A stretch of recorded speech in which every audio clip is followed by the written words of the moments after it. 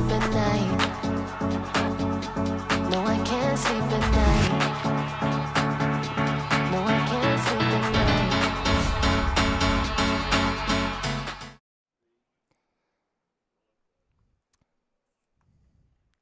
Hello and welcome back to Moody Park for Game 2 of the doubleheader between the South Jersey Kings and the Southside Railers. Now, the Southside Railers had a dominating Game 1 victory that improved them to 16-2 on the summer, while the Kings currently sit at 11-15-1 in the South Division. Braden Rader grounded out to the first baseman Danny Scullion in the first at-bat here today. Now on comes Shane Philman.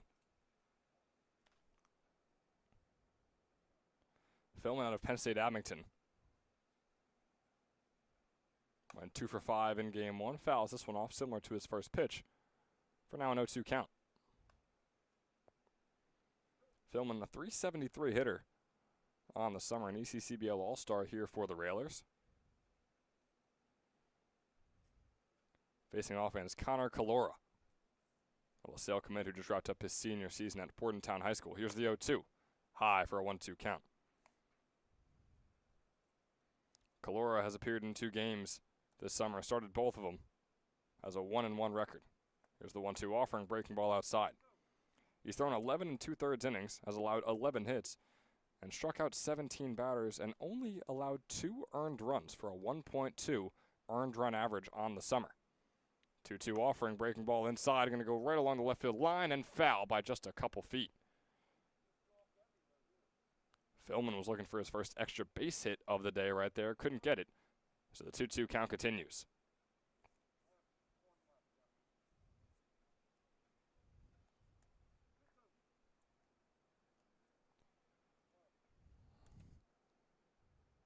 With 1 out on the board, here's the 2-2 offering. Swung on over to Inzilla. Going to get somehow into his glove. Falling over while making a throw over to first. Scullion not able to corral it.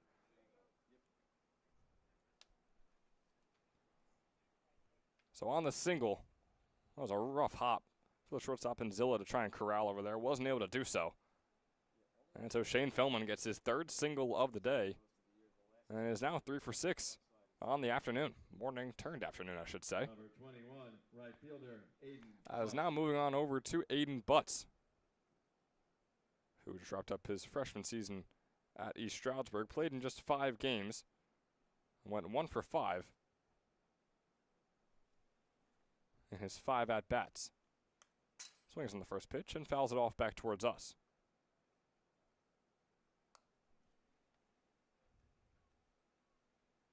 Butts also played the entirety of Game 1, in which he went 1 for 4, had that double, an RBI double at that. Now here he is with the 0-1 count, breaking ball, finding the bottom right corner for Connor Calora, and an 0-2 count. But Calora has been real solid. He was so this past spring for Bordentown High School, just a 1.65 earned run average there. Now, like I said, just a 1.2 average in the first 2 games he started. That fastball goes inside on Butts for a 1-2 count now.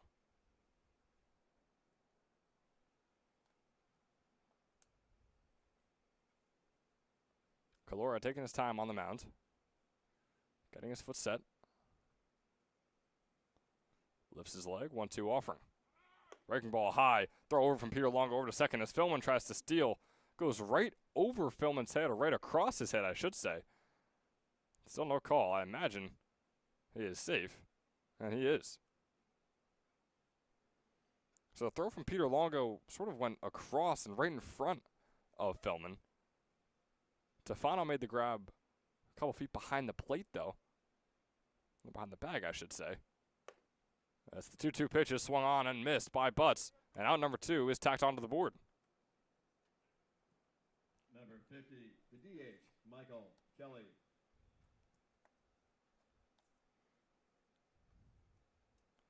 So Aiden Butts on the swinging strikeout. First strikeout of the day for Calora. A guy who I'm sure we're going to see more of as this one goes on. Averages about 1.7 strikeouts per inning pitched. Here's the 1-0 on Kelly. Fastball, swing and a miss on the bottom left corner.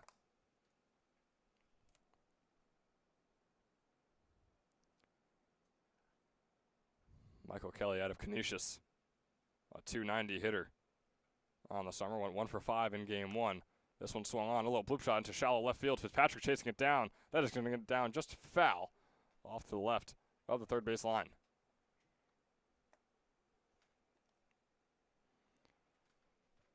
Shane Philman is still the lone base runner out there for Southside, with the lefty Kelly up at the plate. Standing at 6'3", 215 out of Frenchtown, New Jersey.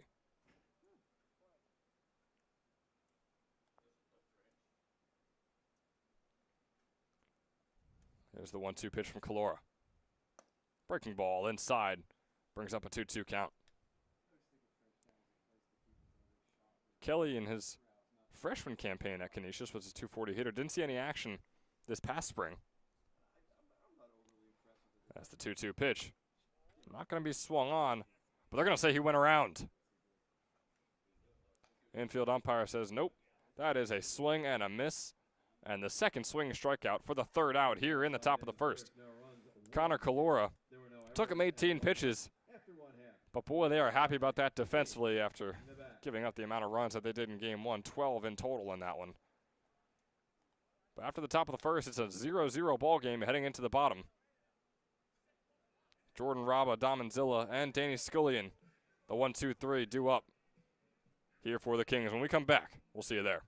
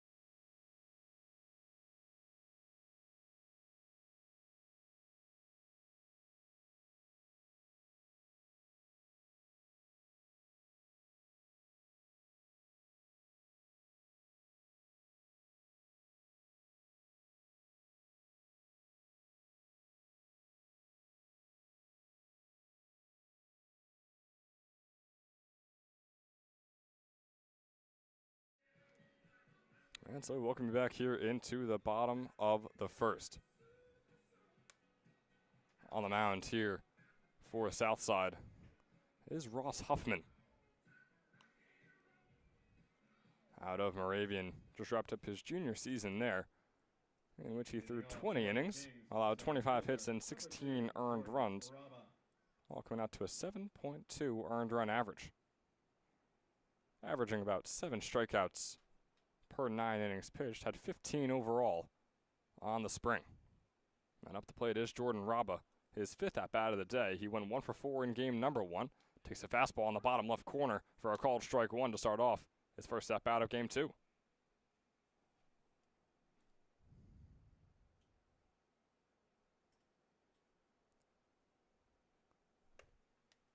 Ross Huffman out of East Stroudsburg catches Raba swinging on that one. That is East Stroudsburg, Pennsylvania, the town, not college, as I just mentioned. Wrapped up his 3rd season with the Moravian. On the 0-2, breaking ball way inside on Raba, just barely dodging out of the way of that one. Ross Huffman, his 4th game started here for Southside. He's pitched 15 2/3 innings and has a 1-0 record. Here's the 1-2 to Raba. Fastball going to be in there for a called strike 3. A 4-pitch strikeout for Ross Huffman to start off his day. Number 33, shortstop. And he's a guy who is up there when it comes to strikeouts. I mentioned 15 2/3 innings pitched, averaging over a strikeout per inning, 17 on the summer. He's got a 2.298 earned run average with the 4 earned runs he's allowed, along with just 8 hits. And Zilla going to ground this one along the left field line. The diving catch is made by Rader. The throw over is not going to be in time. So a good job by Rader keeping it in the infield, not letting it go out into left field and possibly allowing Anzilla to round first, head over to second. But regardless, Dom Anzilla starting off his first at-bat here in game number 2 with a base hit. Now improving to 2 for 5 on the entire day. And now stepping up is Danny Scully in his first at-bat of the day. I didn't see him whatsoever in game number 1. I know Luke Lendler was talking about how his presence is often felt when he's in the games and is often missed when he's not. Was definitely missed in game number 1, although I'm not sure if he would have been responsible for the 8 runs that they needed to tie that one up in the 12-4 win for Southside. Swings and misses at the first pitch from Huffman. With Anzilla on first and 1 out on the board. Here's the 0-1. Pitch is grounded right up the middle. It's going to get past the glove of Philman, and Anzilla will take second base. After the called strikeout, a couple of base hits here for the South Jersey Kings. Flipping the script a little bit. I mean, it's very early on here in game number 2, but the improvements are quite massive, especially comparing both of the early frames of these past 2 games.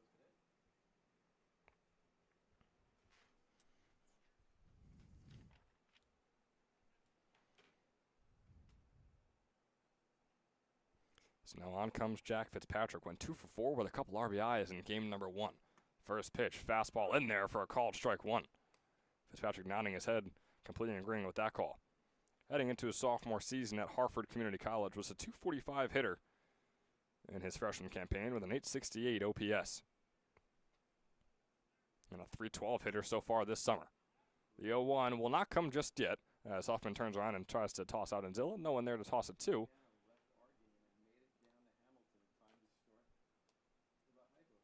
So now here is the 0-1. Scully on first and Zilla on second. The 0-1 offering. Pitch is inside and low.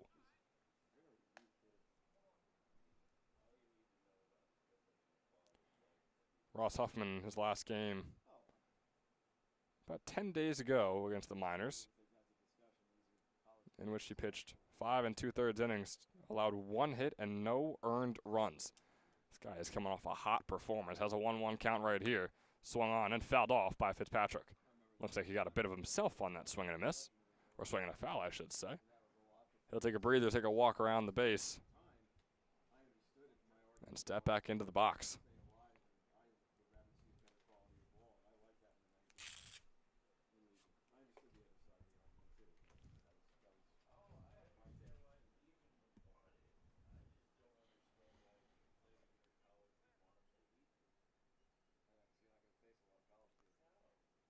One-two from Hoffman. Breaking ball coming in around 73 miles an hour is fouled off once again by Jack Fitzpatrick. Out of Sewell, New Jersey, sitting at 5'10", 195, the righty hitter.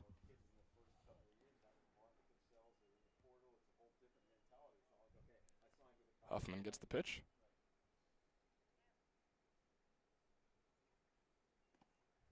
Tosses that one down in the dirt for a 2-2 count. Couple of back-to-back breaking balls here for Huffman. Well, those fastballs are just whizzing right by the batters here for the Kings. I wonder if he's going to go back to that. As there's 2 runners on, 1 out.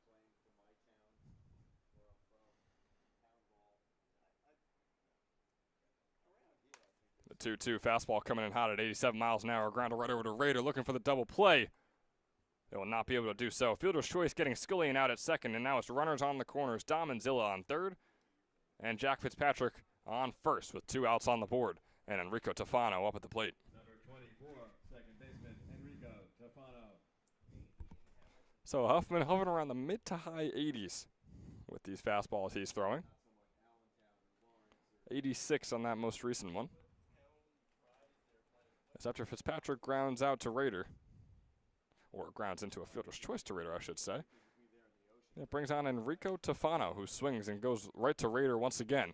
They're going to get him out at first right here, and they'll do exactly that. Another good toss from Braden Rader, this time over to France, the first baseman.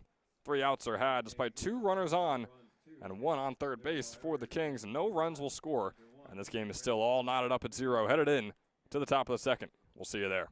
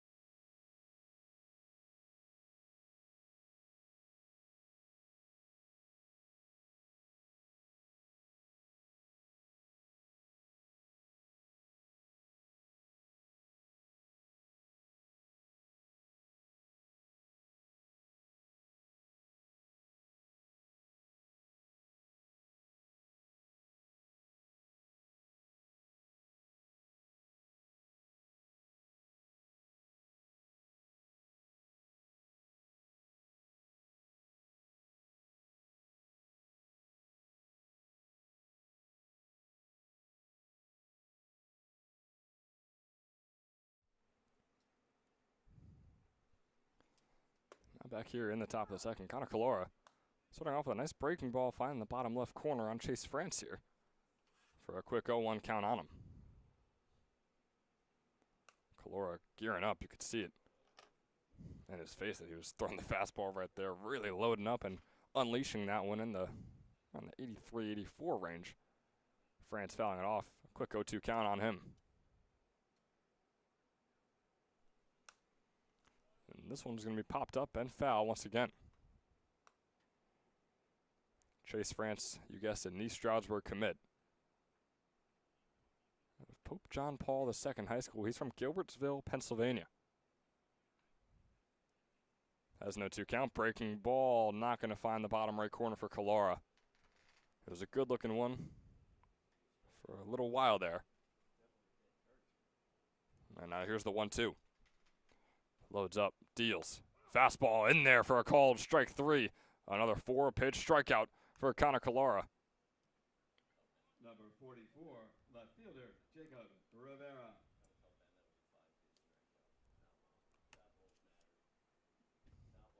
So now with 1 out on the board.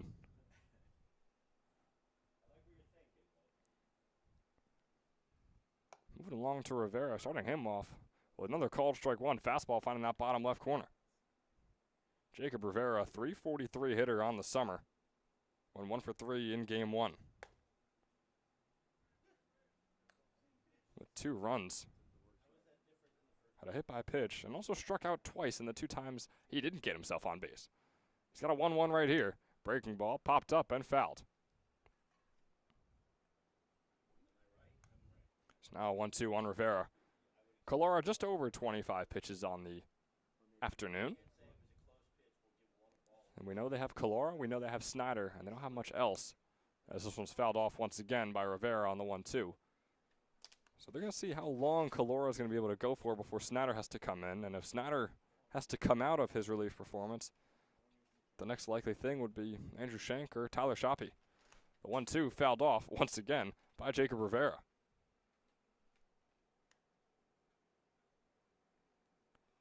Rivera heading into his sophomore season with the Sails.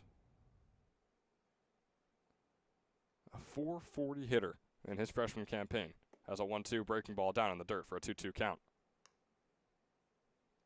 Went 33 for 75, 6 doubles, 1 triple, and 2 home runs. A near 1,200 OPS in his freshman season. Has a 2-2 breaking ball clipping the outside corner for a called strike 3 in the second straight strikeout of the inning for Connor Calora.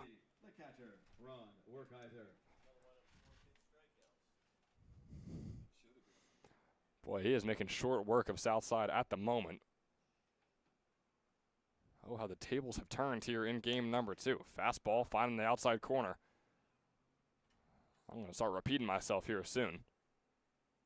Kings, I'm sure, do not mind. It's 0-1 on Werkheiser.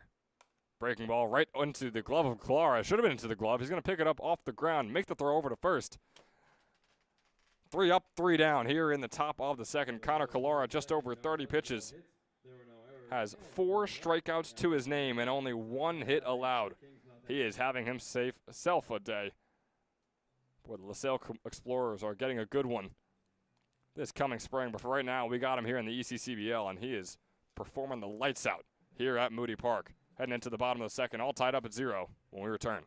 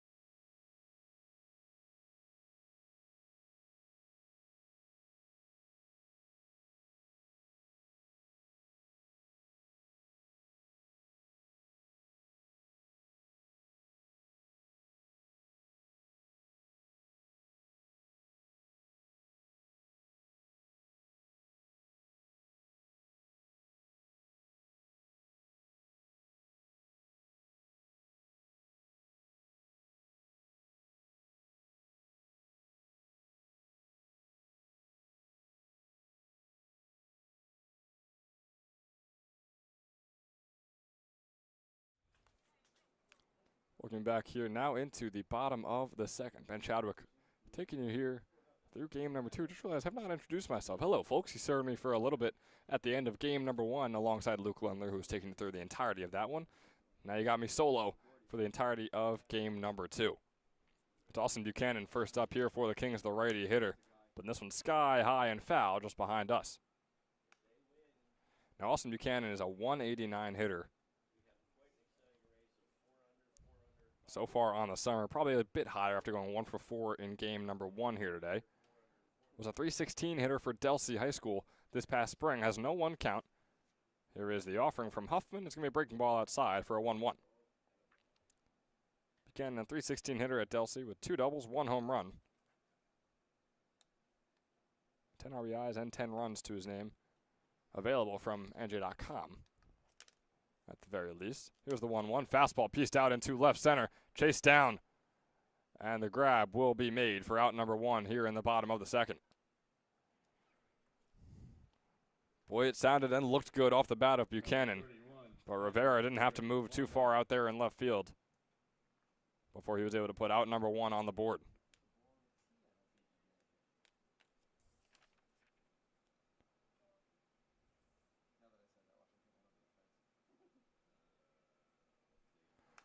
Now on comes Peter Longo, who's going to foul this one off.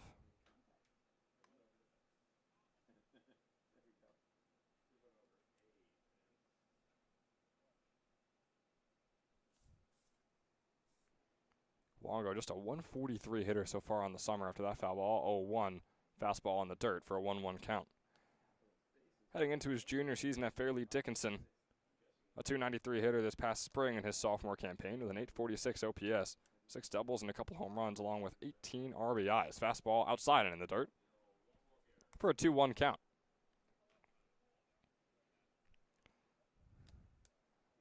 Longo, a taller one here on the Kings, sitting at 6'3", 190. Fastball fouled off. Once again, looked like it was another low one that he reached for right there. So it's going to bring up a 2-2 count. Huffman's nearing 25 pitches on the day here in his second inning of work.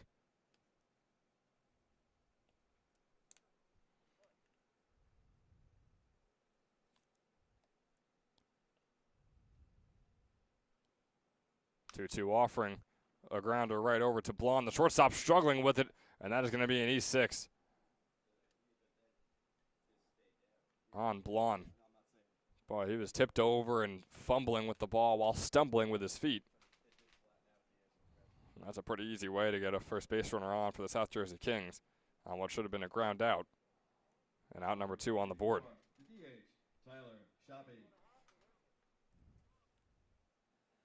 So now it's going to bring on Tyler Shoppy.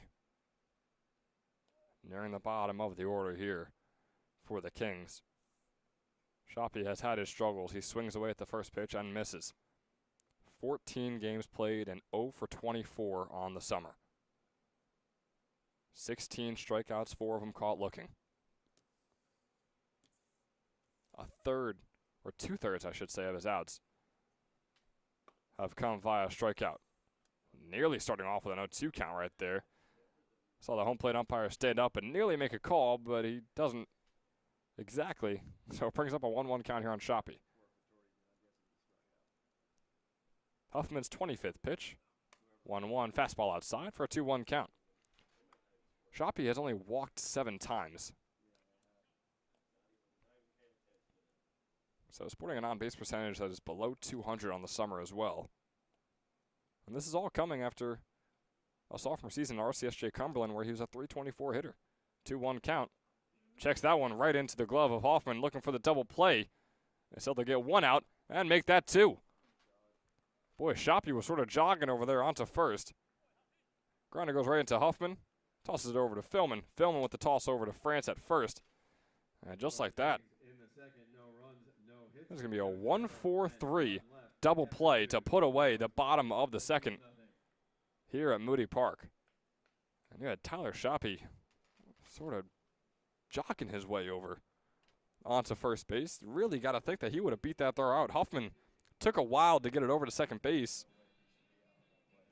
But instead, Shoppy not exactly moving with the most pace on his way over to first base. And he's caught out once again. He now falls to 0 for 25 on the summer on that double play. As we move on to the top of the third. The third, that is. There's a lot of S's in this game. With the South Jersey Kings and the Southside Railers. So I might just start implementing S's wherever I can. Braylon Gonzalez is the man up. He went 4 for 4 with 4 runs in game number 1. Take me to Wendy's, Braylon. He is up on deck when we return in the top of the third. We'll see you there.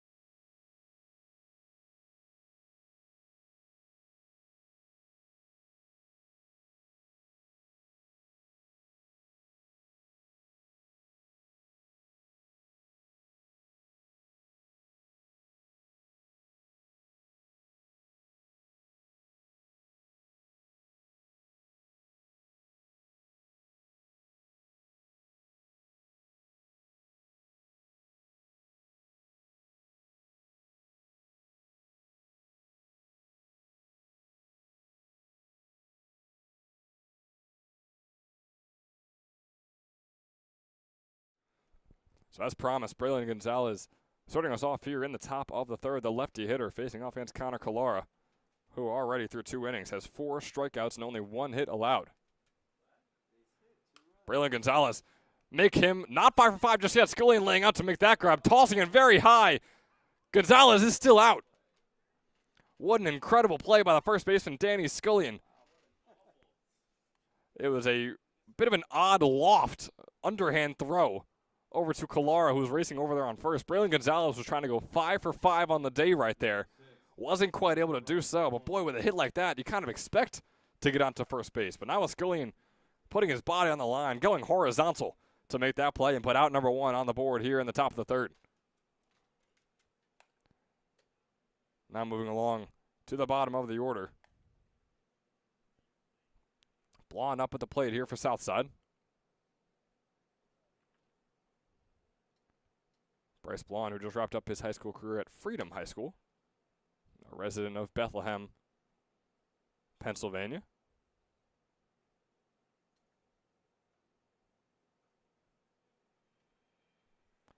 A .340 hitter in his senior season, swings and misses at the 1-1 to bring up a 1-2 count.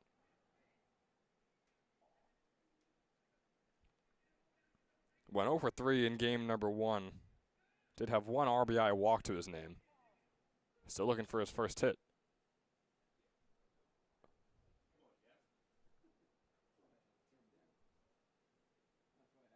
That's some music playing. So quick pause of play, and we're going to go right back into it. 1-2 fastball. Connor Calera make that strikeout number 5 on the day.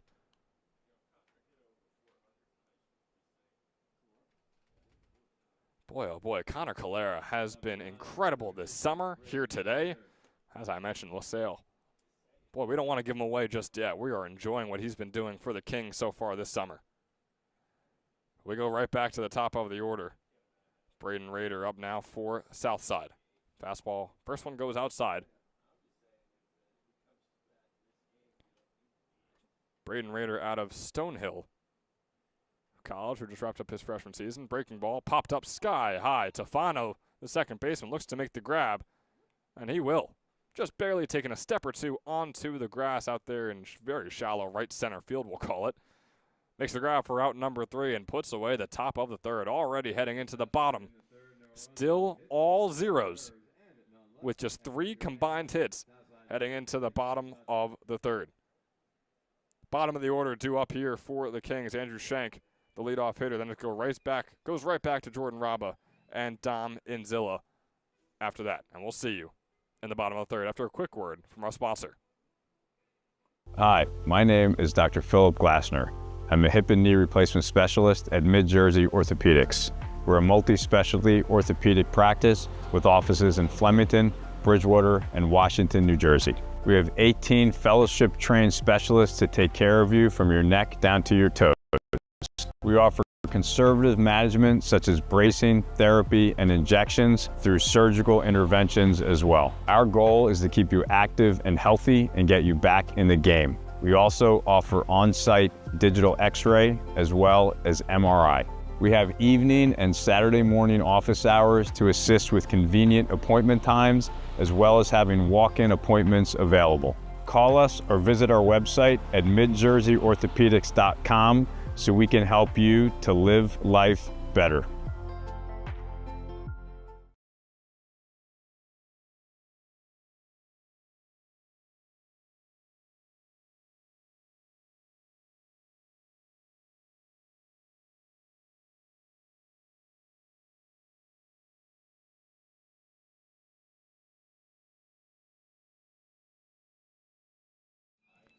Back here in the bottom of the third, Ross Huffman back on the mound for his third inning of work. Through the first 2, he allowed 2 hits, had just 1 strikeout, but only threw 26 total pitches and faced just 8 total batters. 2 more than perfect, as 18 of those 26 pitches have found the strike zone. He's facing off against the bottom of the order here, Andrew Shank, who we mentioned before could be pitcher number 3 for the Kings today if they need him. They got Kalar on the mound right now. Now we know Danny Snyder will be the next man up whenever that may be. As the first pitch to Shank is going to be a breaking ball way outside. He's not going to take any notes from that one in case he does have to see the mound later on in this one.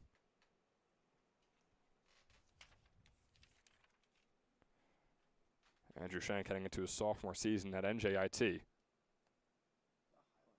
That was a 1-0 pitch. It's going to be pieced out into right field. Butch should be able to get behind it, and he will do exactly that. The line out into right field. Butch making the grab for another quick out. But now here in the bottom of the third. We saw an extremely quick top of the third, in which you saw less than 10 pitches total. As we now go back to the top of the order, Jordan Raba steps up to the plate, the lefty hitter, facing off against the lefty pitcher.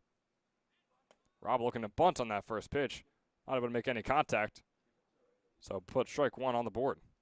Raba a bit upset with himself after that one. He went 1 for 4 in game one, and is hovering around a 220 hitter so far on the summer. The 0-1 fastball goes outside for a 1-1 count.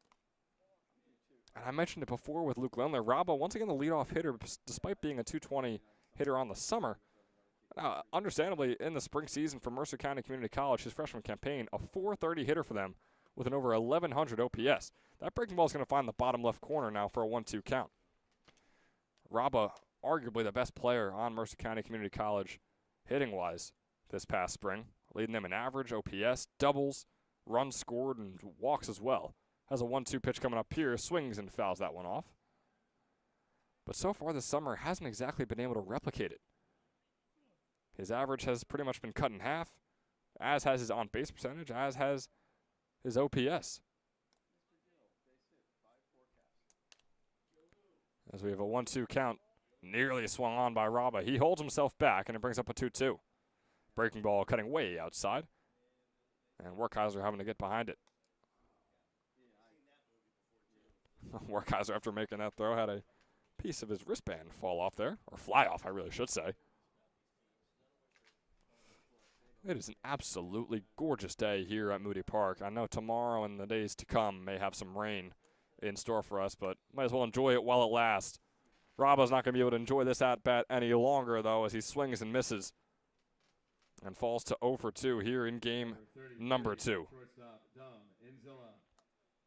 Make that 2 back-to-back strikeouts for Jordan Raba, and he is responsible for the first 2 strikeouts to Huffman's name here today. Now it brings on Dom Manzilla. We'll see if he can have deja vu, just like Raba did, but obviously in the other way around. Manzilla had the first hit today here for the Kings, looking to do so once again right here. On the 1-0, swung on, and just past the left field line. And past their third base coach over there, which will bring up a 1-1 count. Huffman now over 35 pitches on the afternoon. Going to get a time called here. And we'll be right back into action. Dom Manzilla, a Wagner commit out of Valentine High School. Here's the 1-1 offering. Pitch, fastball. Popped up into shallow center field. Will it get down? No, it will not. Briley Gonzalez racing in, making the grab. And say hello and say goodbye to inning number 3. 6 up, 6 down. We are chugging along to the top of the 4th. All zeros on the scoreboard across the first 3. No one able to take the lead just yet here at Moody Park. A defensive showcase for us here today. The bats are back in the Railers' hands when we return. Shane Philman is on deck with Butts and Kelly backing him up. As we remind you that the ECCBL is sponsored in part by Northfield Bank, proudly serving local communities since 1887 with branch locations across Mercer and Hunterdon counties. Northfield offers simply free checking with no minimum balance, no monthly fees, and no per-check charges. Northfield Bank customers also enjoy free online banking, mobile app access, and a free debit card for everyday purchases. For more information, please visit northfield.com or follow Northfield Bank on LinkedIn, Instagram, Facebook, Twitter, and TikTok at Northfield Bank. Connor Calera back out there for his 4th inning of work when we return in the top.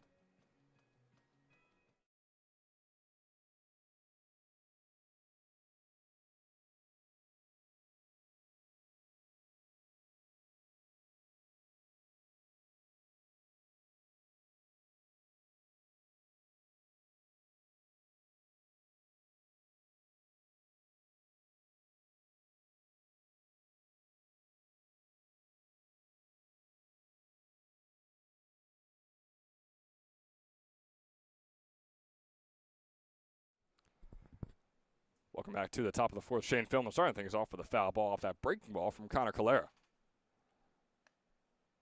Calera, who is 40 pitches into his day, 29 of which have been called strikes. He's allowed 1 hit and has 5 strikeouts to his name. He's off to a good start against Philman right here. Swing and a miss there for an 0-2 count. Connor Calera now with 22 strikeouts on the summer. 0-2 pitch, fastball grounded right up the middle. He's going to split right between Enzilla and Tafano. Nothing you could do about that. Boy, Calera, there's one thing you could say about him. He can find the strike zone, and it comes with its blessings and its curses. And Philman Number 21, right took the fielder, form of the curse right there. Butts.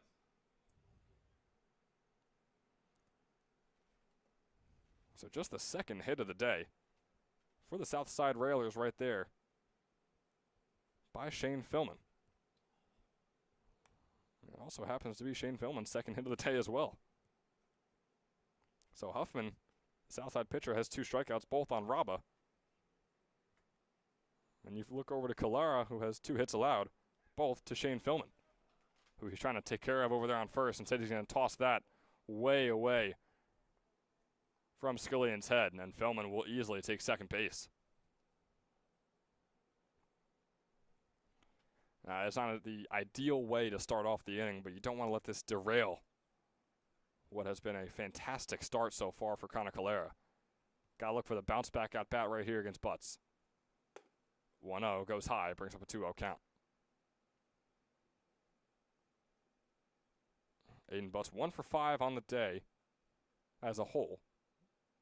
Batting just about .320 on the summer right now for the Railers. Showing bunt. Fastball is going to be high and bring up a 3-0 count.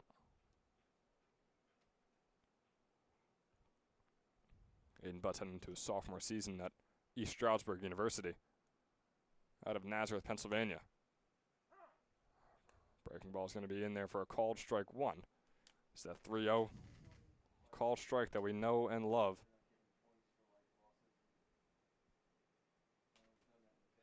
One breaking ball find the inside bottom corner. And Butts getting behind just a bit here. He struck out in his first at bat, as did the 3 men on deck right behind him. That breaking ball is going to be in the dirt though, and Butts will take his base for the first time here in game number 2. And we're going to get a mound visit here for Connor Calera. No arm working in the pen right now, and right as I say that, right on cue, Danny Snyder heads out of the dugout and is going to make his way out there just past left field to get warmed up. Connor Calera 50 pitches in so far here in his start. Still has been very, very impressive with what he's been able to do.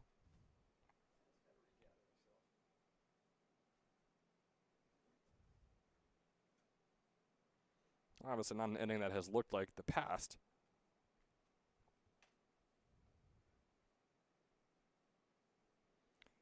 And Connor Calera, last time we saw him was a week ago exactly, last Sunday.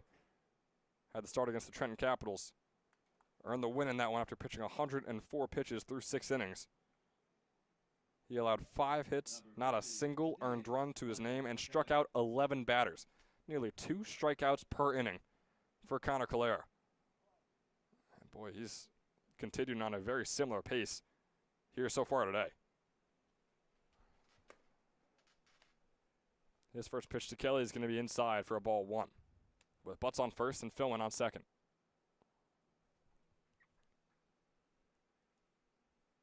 Still searching for the first out here in the top of the 4th. 1-0 pitch, Calera, fastball in there for a called strike 1.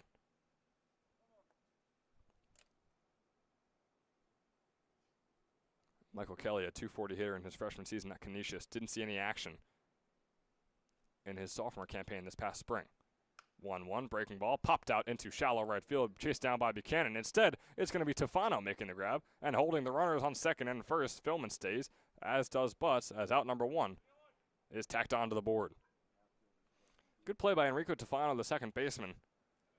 Shallow hit onto right field that Buchanan was racing towards, but looked like he might not be able to get there in time. Didn't have to, though. The second baseman helped him out in getting out number 1 on the board.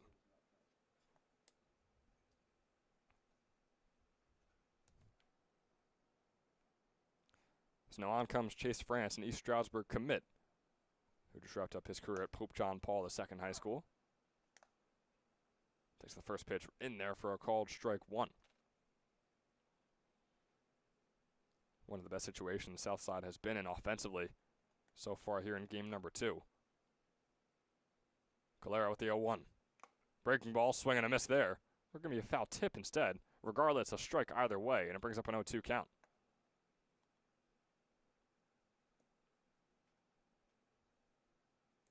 Chase France, one of the very few players we didn't see in game number 1 for the Kings or the Southside Railers. Just a .211 hitter so far on the summer. It's going to drop a little bit right there, swinging on the 0-2 pitch and not getting anything. Putting out number 2 on the board and tacking on yet another strikeout to Connor Calera's name. Make that 6 on the day. With 2 outs on the board and Jacob Rivera stepping up.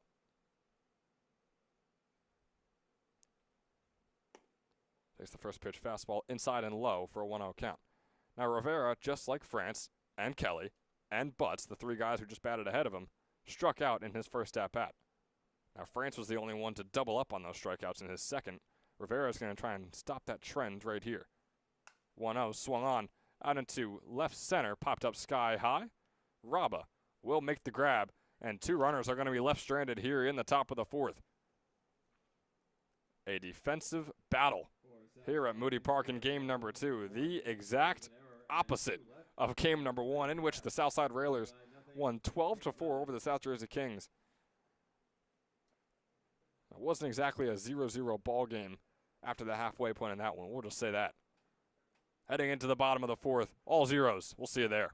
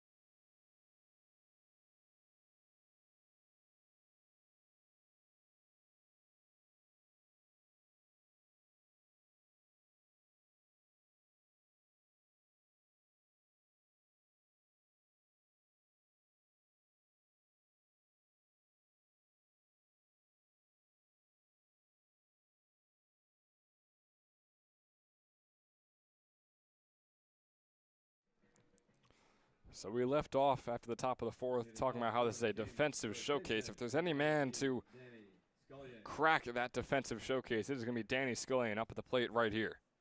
A .333 hitter, home run derby participant for the South Jersey Kings, and one of their ECCBL All-Stars as well. First pitch, breaking ball down low for a 1-0 count. Scullion heading into his sophomore season at Harford Community College. Only saw a single at-bat in his freshman campaign. By the way he's playing this summer, you'd like to hope that he's going to see some more action this coming spring. This one swung on right along the left field line. Danny Scullion, what did I say? A man who cracks into the defensive battle we've seen, rounding first, heading over to second, going to get down. It's going to be close, and he'll be safe.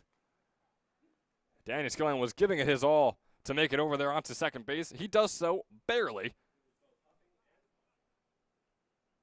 But safe indeed is Danny Scullion, who now goes 2 for 2 on his entire day. Didn't see him in game number 1, making his impact felt in game number 2, though.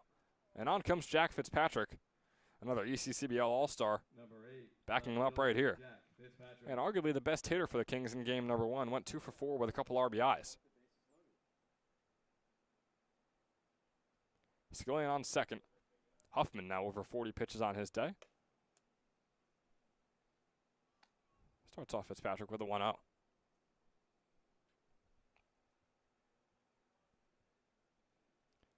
Jack Fitzpatrick, another Hartford Community College guy, did see action in his freshman campaign. Was a starter for the majority of the season, a .245 hitter for them. 2-0, swung on and fouled off.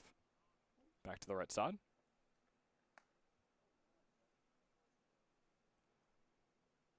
So we'll have a 2-1 count here on Fitzpatrick.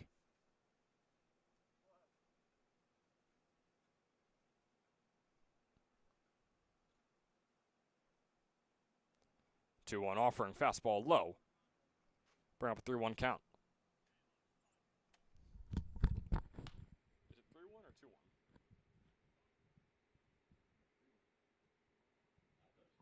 I think you started off with a ball on the screen, I believe.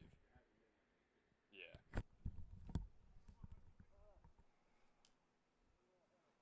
So excuse me, a 2-1 count here on Fitzpatrick.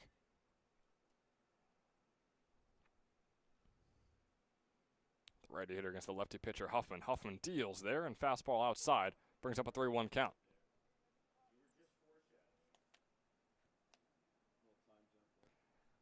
So now we will have our 3-1 count.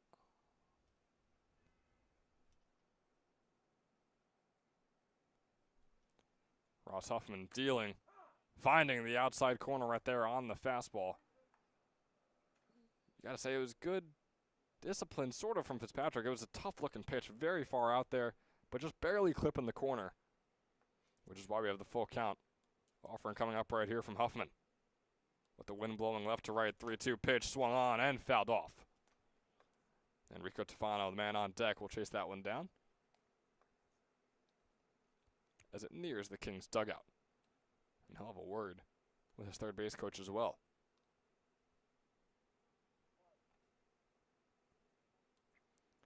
Here's the 3-2 to Fitzpatrick.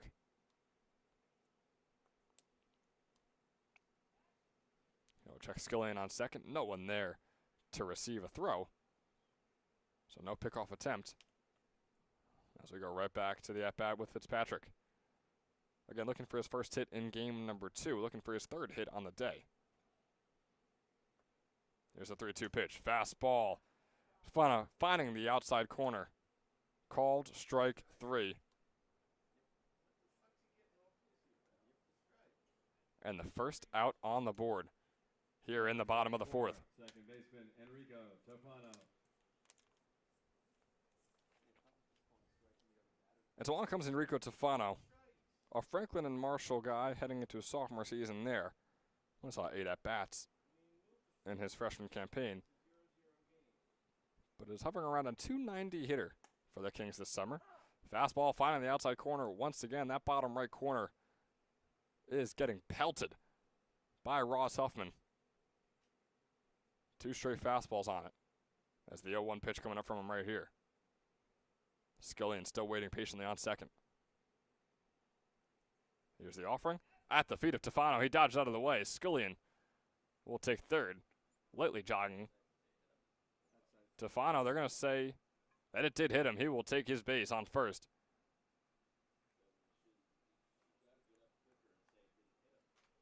So Skillian is not going to be able to take third. Which, if you're the Kings, that's an interesting scenario. Where you're wondering if you'd rather have Skillian on third or if you'd rather have 2 runners on. Number 7, right fielder Austin Buchanan.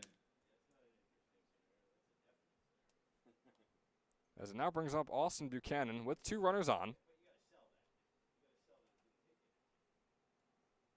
First pitch to him, fastball low for a 1-0 count. Was right over the base, but too close to the base.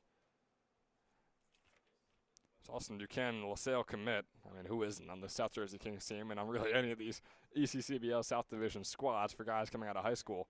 LaSalle is just scooping all of them up. That fastball is going to go inside for a 2-0 count. Buchanan went 1 for 4 in game number 1. And it's just over a 190 hitter on the summer in the 15 games he's played in. This being his 16th. 2-0 pitch, fastball. Once again low. So Huffman is putting it over the plate right now.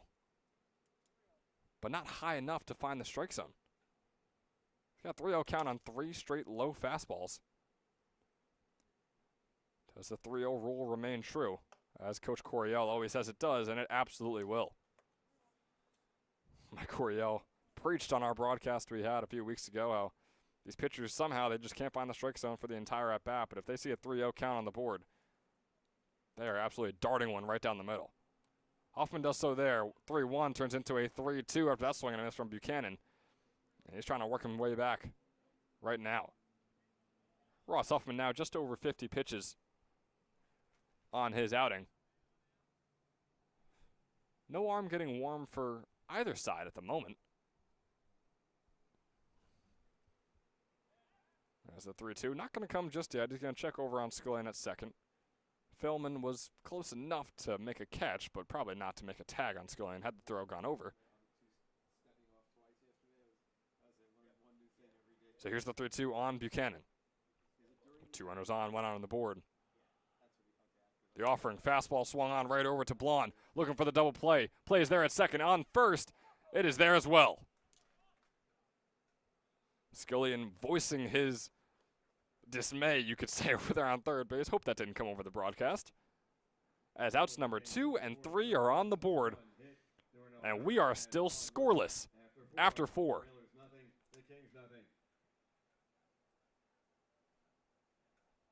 Boy, once again, we reiterate that we were not able to say that, as it was already a 7-0 ball game in favor of the Railers at this point just a couple hours ago. But instead, the zeros remain, and the zeros hold strong heading into the top of the 5th. The Railers coming back up to the plate. Up next for them is the bottom of the order. Werkheiser, Gonzalez, and Blonde. The 7-8-9 when we return in the top of the 5th.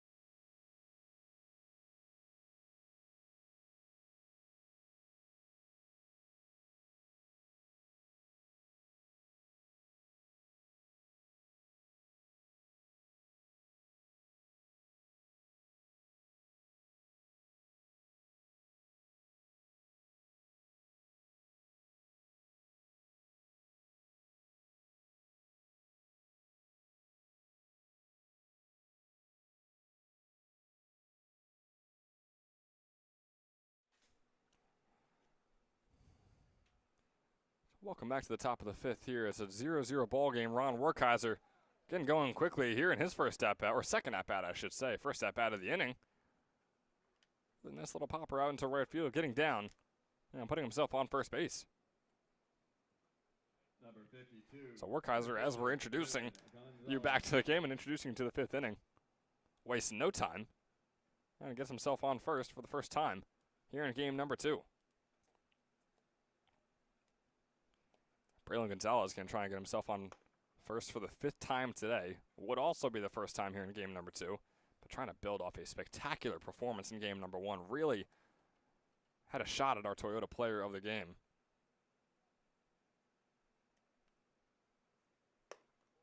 That bunt attempt, he pulls back, and it brings up a 2-0 count.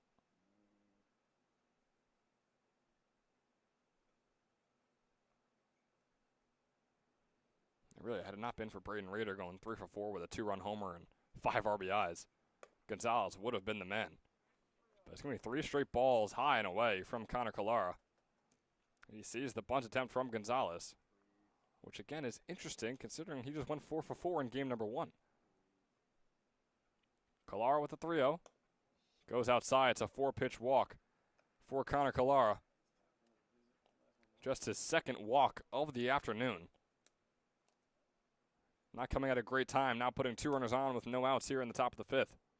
Number 6, shortstop, Bryce Blonde.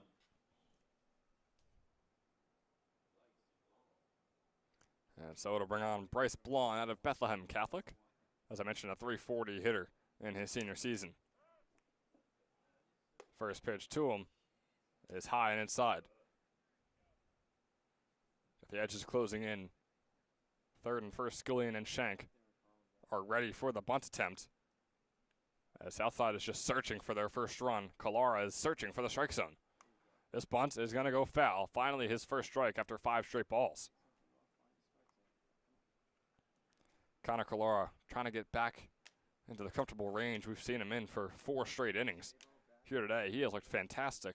Definitely had his roughest inning in the top of the 4th last time out, but still no runs on the board.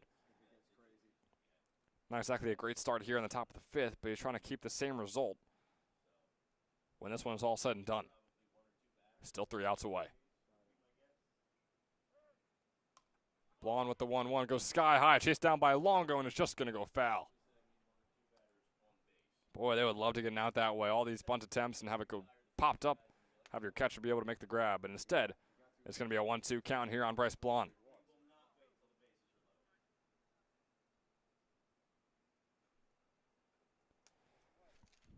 Still cannot visibly see Danny Snyder getting warm just yet for the South Jersey Kings. Kalara is 65 pitches in, breaking ball in the dirt, brings up a 2-2 count. There's a real chance he might be losing some control here.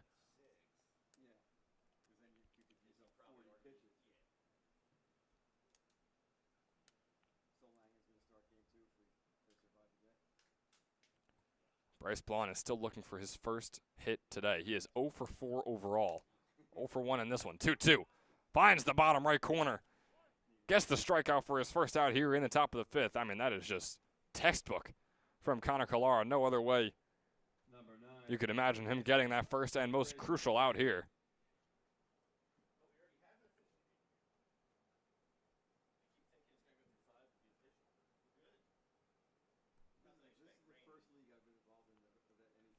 So now comes Braden Rader. Coming off that red-hot game number 1. He's 0 for 2 in this one. Swings and misses at the first pitch for an 0-1 count. Rader, as I just mentioned, went 3 for 4 with 2 runs, a 2-run homer, and 5 RBIs. Toyota player of the game, if I've ever seen one.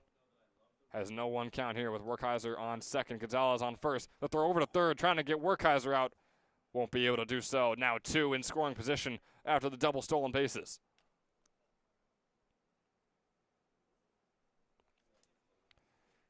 Dangerous, dangerous times here for the South Jersey Kings, who are desperately trying to hand Southside their 3rd loss on the summer. Werkheiser on third, Gonzalez on second.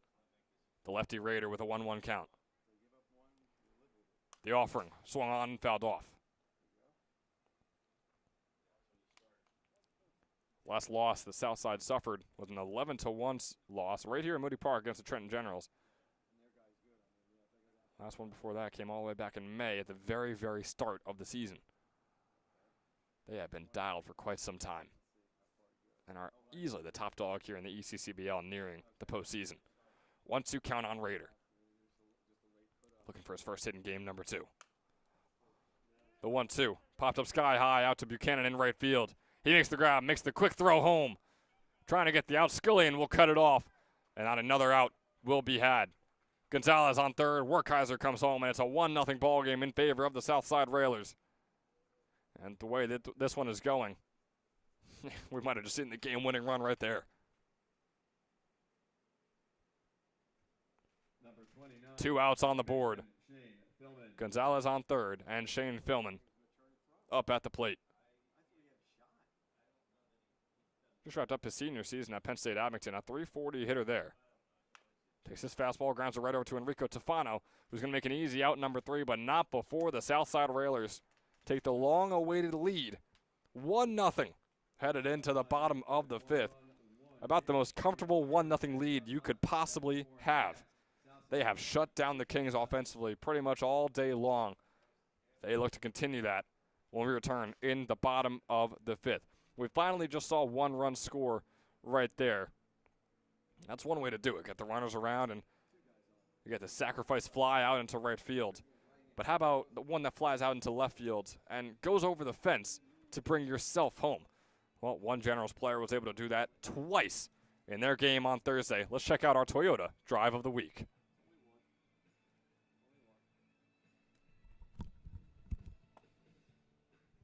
Two-two, pieced out, past left field. Nate Jones not even going to chase it. Talk about the power. Donato Incalingo tacking on number 5 here in the ECCBL regular season.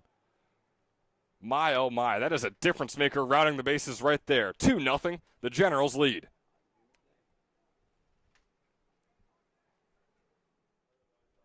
Two outs on the board, no one on here for Incalingo. Oh, one swung on out into left field. Chased down by Jones. Is he going to get this one? No, instead it is gone once again. Donato Incalingo. The first 2 home run day of the ECCBL season from anyone. My goodness, out of Penn State Abington.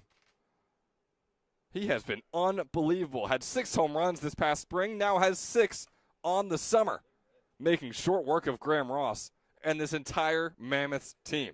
Donato Incalingo, his own 2-out rally, all by himself, makes this a 4-2 ball game in favor of the Trenton Generals.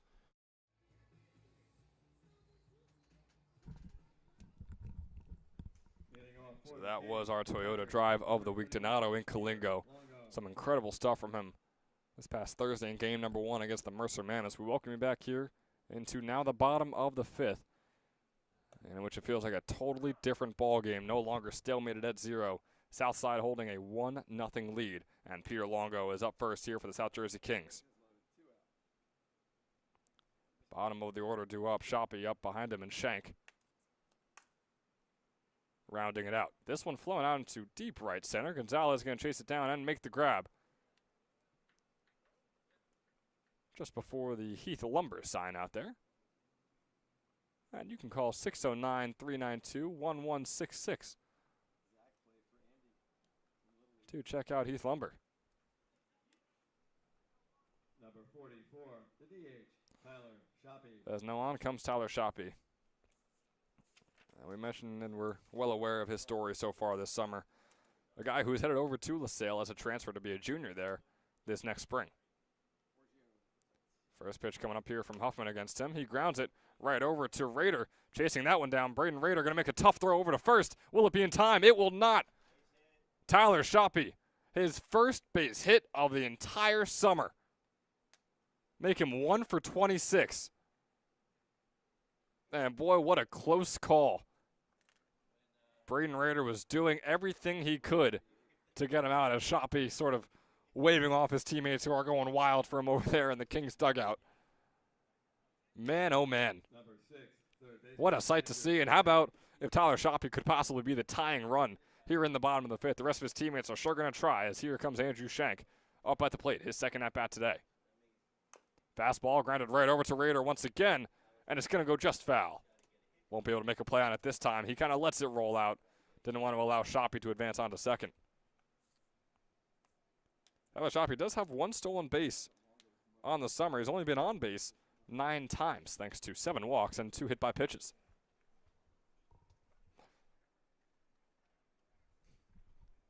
He's over there on first with 1 out on the board. Andrew Shank, just a 130 hitter on the summer. And it's going to drop a little bit more after going 0 for 3 in game number 1 here today.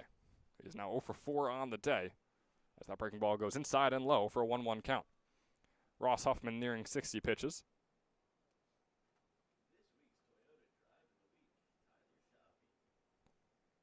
A 7.2 earned run average in his junior season at Moravian. Pitched 20 innings over there. Pitched just about 100 innings across his 3 seasons. This one swung on and fouled off.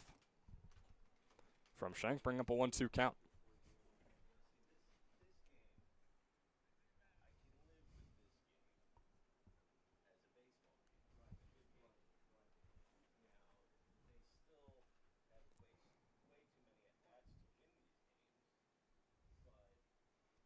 So the 1-2 offering coming up here from Huffman. Now over 60 pitches. Fastball swung on, goes right over to Blonde, looking for the double play action. The play is made at second, and the play is also made at first. The South Jersey Kings cannot catch a break. Even when Tyler Shoppy is getting hits out there, they cannot bring him around. Outs 2 and 3 real quick right there for South Jersey. They have 6 outs to work with, and Southside is going to try and continue their offensive momentum when we return in the top of the 6th. But like I said, it is the most comfortable 1-0 lead you could possibly have in a baseball game, just watching how they've played defensively and how the Kings have struggled offensively. When we return, 1-0 ball game, top of the 6th, coming your way after this. Hi, my name is Dr. Philip Glassner. I'm a hip and knee replacement specialist at Mid-Jersey Orthopedics. We're a multi-specialty orthopedic practice with offices in Flemington, Bridgewater, and Washington, New Jersey. We have 18 fellowship-trained specialists to take care of you from your neck down to your toes. We offer conservative management such as bracing, therapy, and injections through surgical interventions as well. Our goal is to keep you active and healthy and get you back in the game. We also offer on-site digital X-ray as well as MRI. We have evening and Saturday morning office hours to assist with convenient appointment times, as well as having walk-in appointments available. Call us or visit our website at midjerseyorthopedics.com so we can help you to live life better.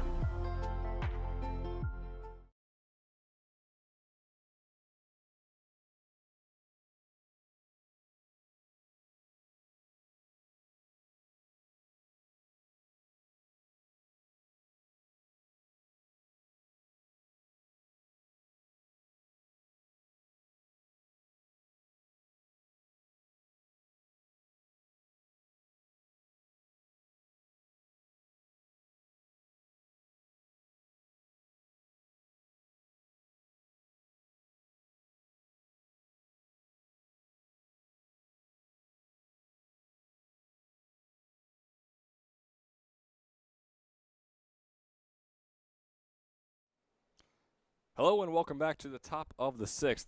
It's a 1-0 ball game in favor of the Southside Railer. Aiden Butts is starting things off for them out of East Stroudsburg. Taking that breaking ball in there for a called strike 1, brings up a 1-1 count on him. Finding the inside corner is Connor Calera out there for his 6th inning of work. Most pitches he's thrown in a game this summer has been 6 innings. Looking to tie that, going a full inning right here. Another breaking ball on the inside corner for a called strike 2. Here's the 1-2 offering. He is moving quick on the mound right now. 1-2 pitch, fastball, out into left field, gonna get down. Butts rounding first, headed over to second. Boy, it is deep out there in left field. They're gonna toss it over to third. Butts will not make his way there. He will stay put, standing double to start things off here in the top of the 6th for Aiden Butts. And the Southside Railers' momentum offensively is carrying over.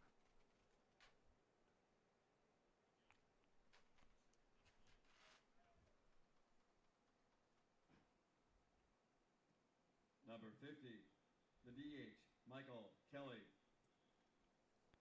Aiden Butts, what a start.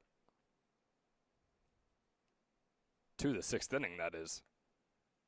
Southside now in a prime opportunity to increase their lead. Michael Kelly is the man up at the plate.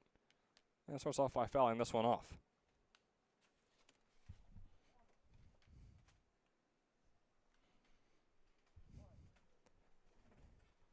Butts is now 1 for 2 on the day, or on the game, I should say. As here's the 0-1 pitch to Kelly. Breaking ball in there for a called strike 2. Gorgeous pitches from Calera, who's not even at 80 pitches yet in here in this one. We've seen him throw 104 before. So if that's the case, I mean, we could really be seeing a full day out of Connor Calera. The 0-2, fastball outside. Danny Snyder is now officially out there and warming up for the Kings, as is a South Jersey pitcher. Can't exactly get the number, especially with those white numbers on their white jerseys. But once he comes out, if he comes out, we'll get his name, obviously, for you. Swing and a miss there from Kelly on the 1-2. And Connor Calera, despite allowing the double, does what he does best, getting the swinging strikeout for out number 1 here in the top of the 6th. And on comes Chase France.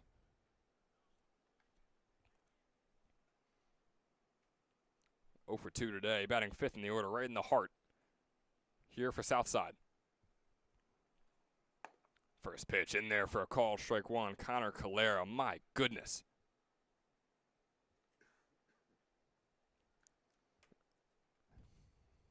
.81 pitches, 54 strikes for him so far on the afternoon. Not too shabby. That ball going to be called a ball. The throw over to third is going to be in time. Butts is working his way onto third base. Shank makes the grab. What a throw from Longo as well. And so out number 2 now on the board.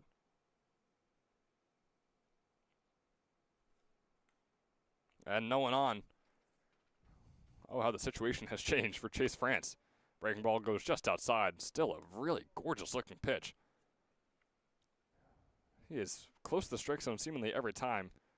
Now, sure, in the top of the 5th, he had a couple of those pitches that really got away from him as that breaking ball is just outside for a 3-1 count. But in terms of control, and now knock on wood for Connor Calera on the rest of his day, he has really been in control through all 5 innings, now 6.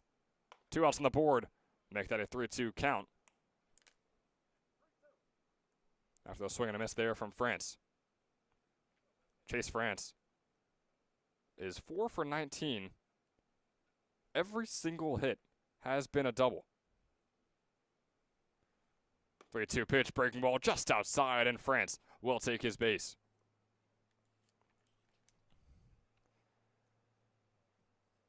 And you gotta wonder, if Connor Calera can get this out, let's say right here, against Jacob Rivera, what is the game plan?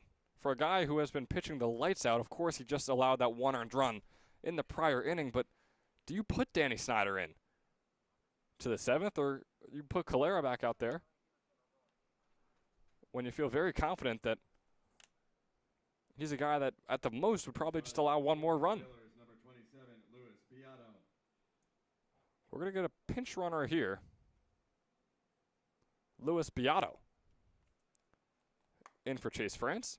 And the first pitch on Rivera is a called strike 1 on the outside bottom left corner. Man, Connor Calera has just been a joy to watch on the mound today. The LaSalle commit, as I mentioned, out of Bordentown High School, fouled off right there by Rivera, brings up an 0-2 count. Still only 88 pitches on the afternoon for Connor Calera, who is hopefully trying to wrap up his 6th inning of work and maybe the next pitch right here. With Beato on first, 2 outs on the board. Loads up, 0-2 pitch, deals. Fastball, doesn't go around, the throw over to second. It's going to go off the glove of Enzilla, and now Beato will head over to third base. And boy, that is just a lackadaisical play by Enzilla. The throw over from Longo wasn't the most accurate, but Dom Enzilla has to make that grab.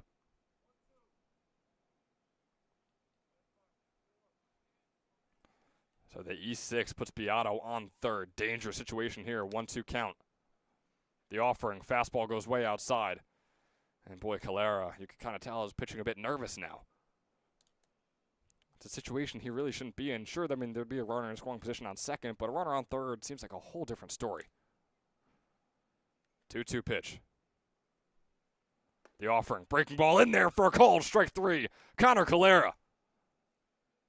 9 strikeouts through 6 innings. My, oh my, his day looks like it might just be done, and what a day it was. Connor Calera, one of the best individual pitching performances for the Kings so far this entire summer. Gets the call, strike 3, gets his offense back out on the field. They have 6 outs to work with, 1 run to make up. But trust me, it is easier said than done in this game. The Southside defense, specifically Ross Huffman on the mound, have been incredible and have been brick-walling the Southside, or the South Jersey Kings, I should say, all day long. Game 1 and now in Game 2 especially. A 1-0 ball game that Southside tries to defend when we come back in the bottom of the 6th. And we want to remind you that the ECCBL is sponsored in part, and the ECCBL has some great games like this, which I highly recommend you continue to tune in. We're sponsored in part by Northfield Bank, which is proudly serving local communities since 1887, with branch locations across Mercer and Hunterdon counties. Northfield offers simply free checking with no minimum balance, no monthly fees, and no per-check charges. Northfield Bank customers also enjoy free online banking, mobile app access, and a free debit card for everyday purchases. For more information, please visit northfield.com or follow Northfield Bank on LinkedIn, Instagram, Facebook, Twitter, and TikTok at Northfield Bank. Bottom of the 6th coming your way after this.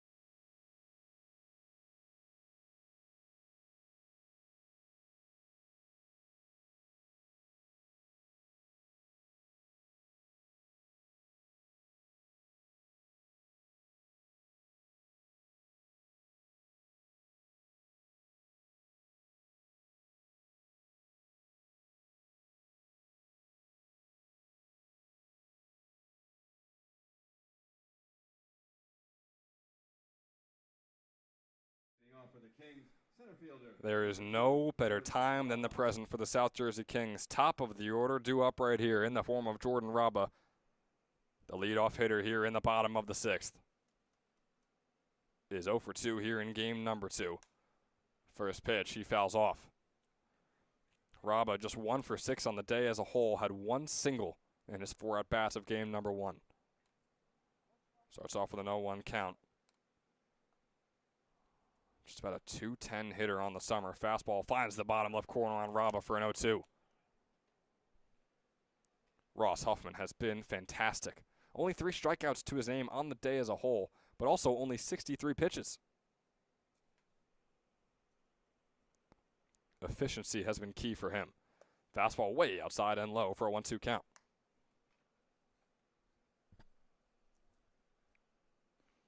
Ross Huffman now, this is the most he has pitched in a single game this summer. In the 4th game he's played in, 1-2 pitch, breaking ball outside. Boy, it was a good-looking one that had a lot of curve on it. But brings up a 2-2 count.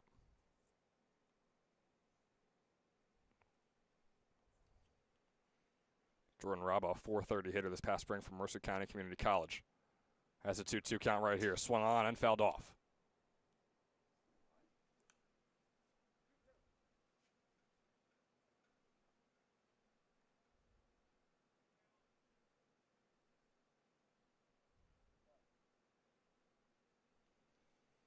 Here's the 2-2 on Raba.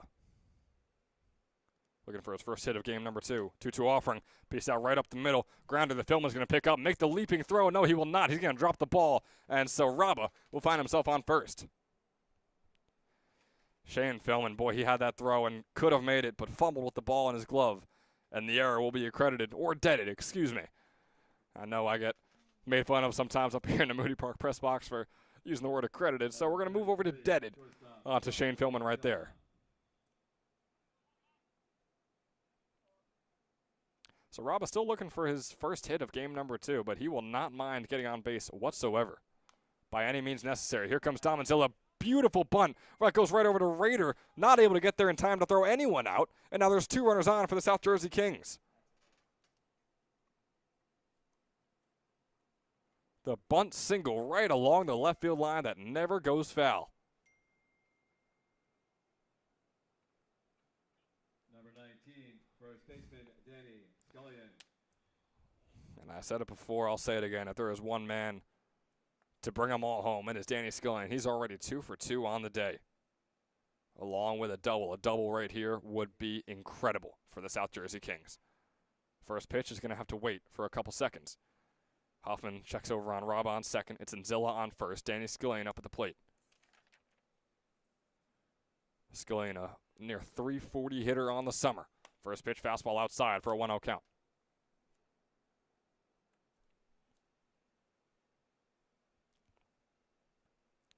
The Kings still have 6 outs to work with and now 2 runners on base to score that one singular run. The 1-0 to Scullion. Off goes the runners. Swung on by Scullion and fouled off. That is a brutal one because Raba and Nzilla would surely have been safe on third and second. Oh, boy, it's one that the Kings as a whole want back. Now, that is a game plan play right there. There's no blame that goes on Scullion or the runners or anyone like that. That's just the game plan. It's a hit and run scenario. Off goes Robert a third. Off goes Ndilla a second. Scullion looking to make contact. He does, but nothing that goes in play. So here is the 1-1 now. Still only one runner in scoring position. The offering from Huffman. Breaking ball outside. Huffman is now 71 pitches into his day. 10 pitches into this inning already. One of the least successful innings he's had so far today. Which is just so impressive to say that about an inning that has yet to see any runs scored by the Kings. 2-1 offering coming up here from Huffman. Fastball. Going to be just outside and low. Good eye on Scullion right there. Way to hold the bat up. And he can walk the bases loaded with a chance right here.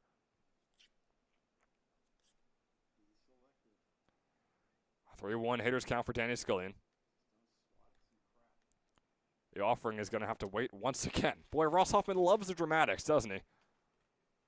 Checking over on Rob on second once again. And here comes the 3-1 pitch.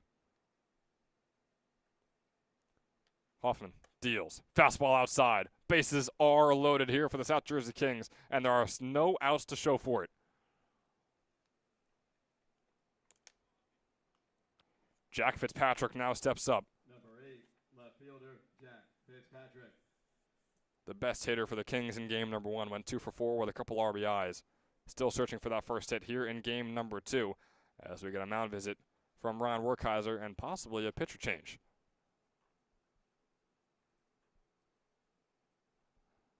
It doesn't seem so, and it will. I'll eat my words right there. A new pitcher coming out for Southside. Ross Huffman threw 5 innings, allowed 5 hits, 1 walk, and struck out 3 batters. No runs came home, and he threw just 73 pitches, 46 of which were strikes. But now his day is done. A new pitcher coming out there. Boy, those numbers are hard to see on Southside. I see a 2 or maybe a 3.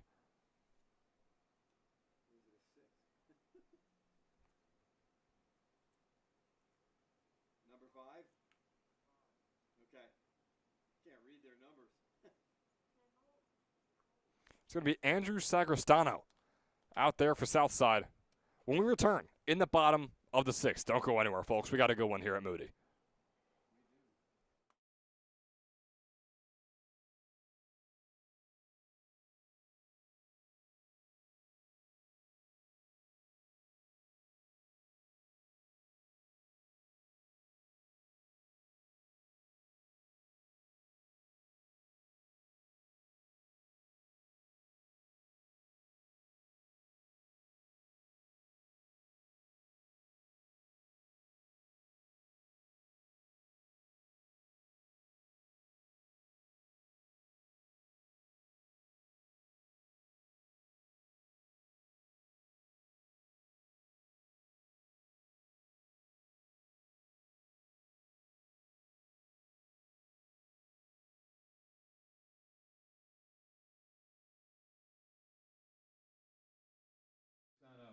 So the man is Andrew Sagristano. Just wrapped up his freshman year at Moravian University. Made 12 appearances, 7 or more starts. Had a 2-4 record.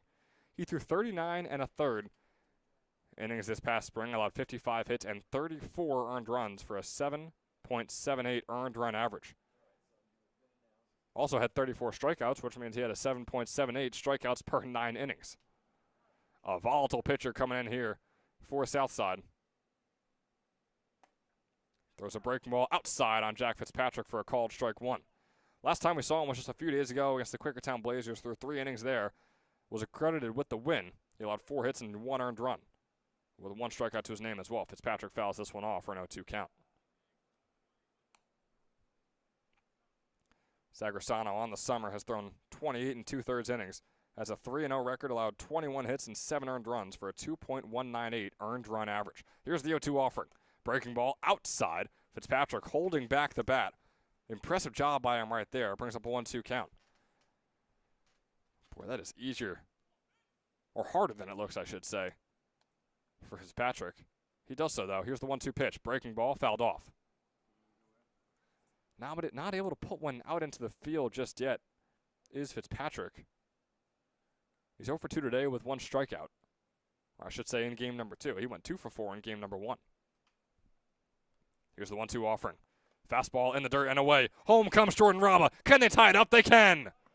The South Jersey Kings make this a 1-1 ball game in the bottom of the 6th, with 2 runners still in scoring position and still not a single out on the board.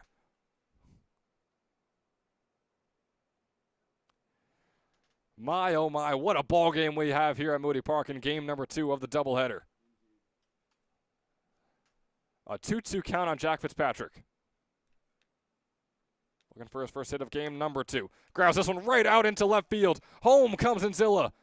Scullion stays put on third. Runners on the corners as the South Jersey Kings take a 2-1 lead over the Southside Railers here in the bottom of the 6th. Just like that.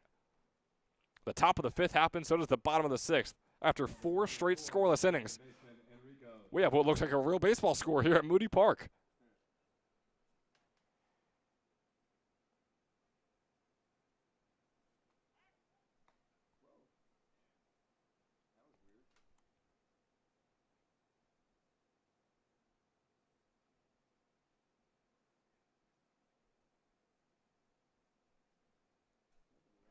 So now up at the plate is Enrico Tofano, who puts this one line drive out into center field. It's going to bring home Scullion. Fitzpatrick heads over to second base, now rounding second, heading over to third. Gonzalez struggling with it out there in center field.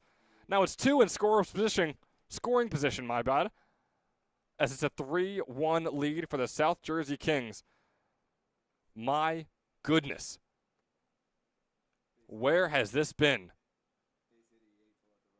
the entire day?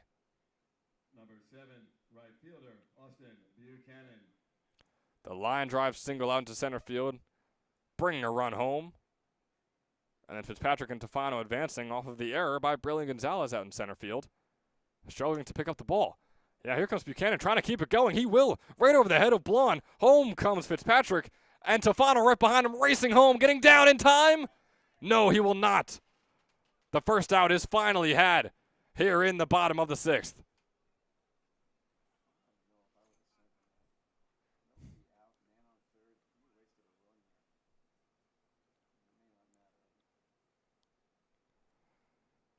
It is still a 4-1 ball game with only 1 out on the board. Number 31, catcher Peter Longo.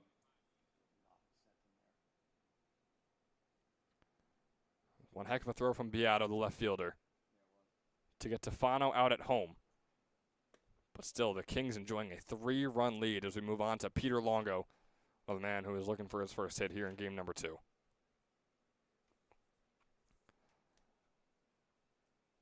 1-0 count. Fastball lined out into left field. Beato chasing it down, making the grab for out number 2. The lone man responsible for the last 2 outs was Beato. Having a very solid day out there in left field. Number 44, the DH, Tyler Shoppy.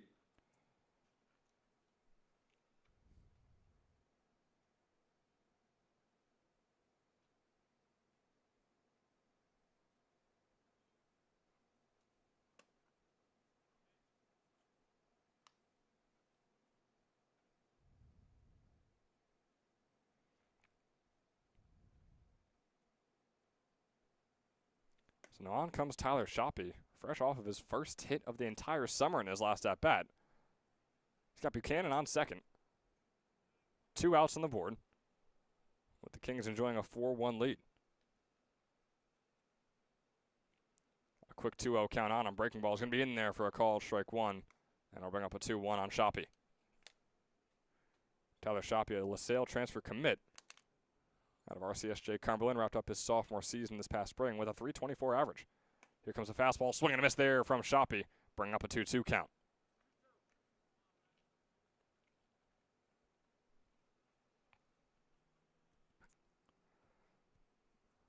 Boy, Sagristano's day has not exactly gone swimmingly out there on the mound. Not all of those runs have been earned, but still, just being on the mound while they come home is not exactly a confidence booster. 1 earned run to Sagristano's name, 2 to Huffman's. Only 1 run being unearned. As that fastball goes right down the middle, Shoppy fouls it off on a 3-2 count. Buchanan was taken off for third and would have gotten there safe. But then again, no stolen bases in this situation.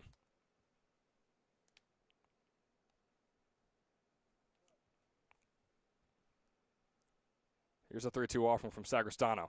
Fastball going to be right outside. Tyler Shoppy taking his base, getting on base in each of his last 2 plate appearances. How about that from Tyler Shoppy? Boy, every time he's been up at the plate, we have no choice but to mention about the struggles he's had so far this summer. But how about the perfect timing of him putting on a show against the best team in the ECCBL? And now at the bottom of the order here with Andrew Shank. Looking for his first hit here in game number 2. Fastball fouled off.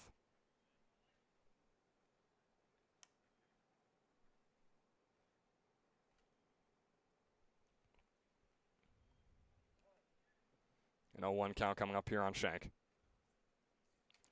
Sagristano loads up, deals, flips his head quickly and makes the throw quickly as well. And that fastball is in there for a called strike 2. Bottom right corner, as I said, has been getting pelted by each of these Southside pitchers. Huffman, then Sagristano now here.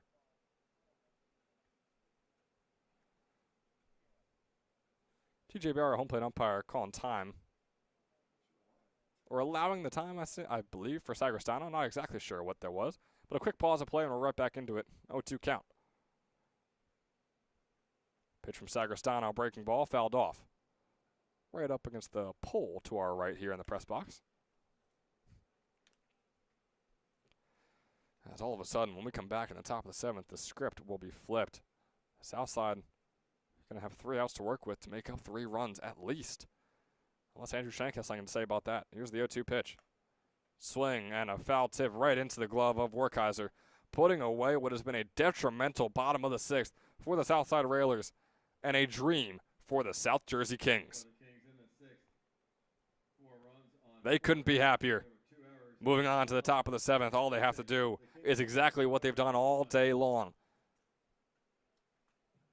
Be defensive menaces. But this time, the one difference is a new pitcher out there for South Jersey. Danny Snyder out of Stockton University taking the mound, trying to close things out here for the Kings. We'll see if he's able to do so when we return in the top of the 7th. Don't go anywhere, folks.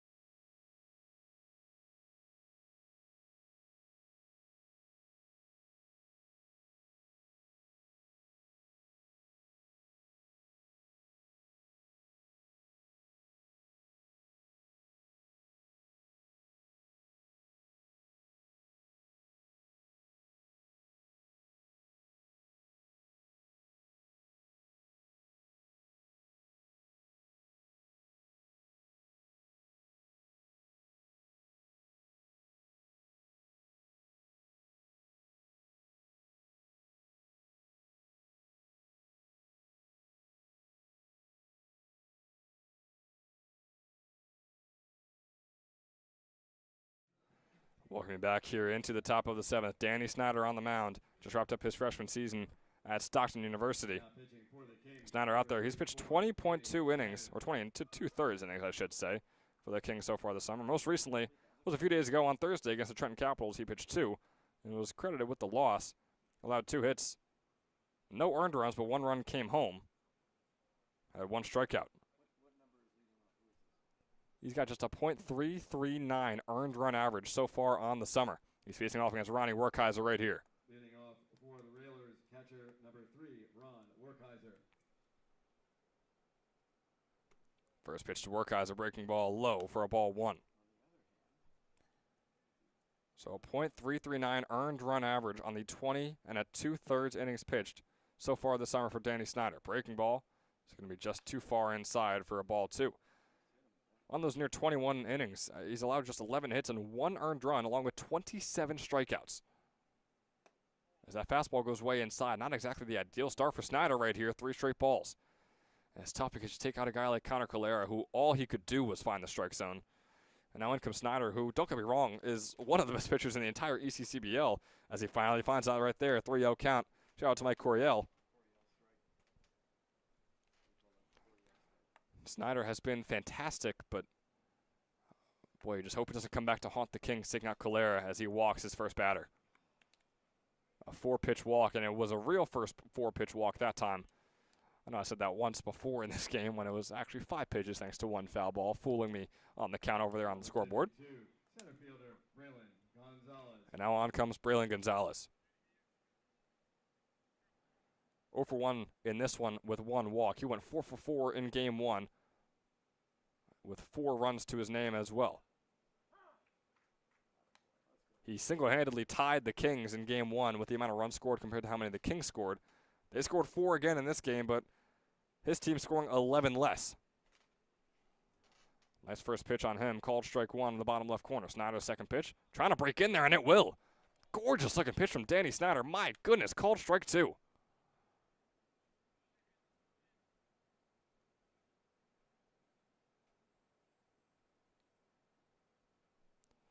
Here is the 0-2 pitch. Way outside. Longo getting the glove behind it.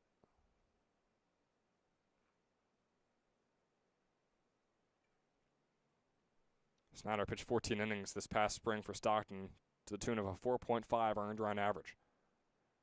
Allowed 14 hits and 7 earned runs. Here's the 1-2 offering. Fastball goes just outside on Snyder. Or on Gonzalez, I should say. Brings up a 2-2 count. Danny Snyder, correcting myself, heading into his junior season over there at Stockton. That breaking ball coming in at a slow moving 63 miles per hour. Trying to fool Gonzalez, but you got to put it in the strike zone, or closer to the strike zone at least, to do that. Here's the 3-2 coming up here on Braylon Gonzalez. Another breaking ball coming in at 64 this time.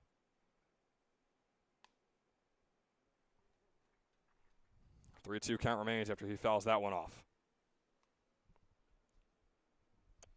No outs on the board. Werkheiser on first. There's the fastball, only coming in at 76 from Snyder. And now he really isn't a guy that's going to pummel you with 88, 89 mile per hour fastballs, especially with that sort of submarine action he's got going on. But again, shouting out Mike Coryell, he said that hitters, they dread facing a guy like Danny Snyder, especially with the way he throws the ball. We'll see what works right here against Gonzalez. 3-2 inside, and he walks his second straight batter.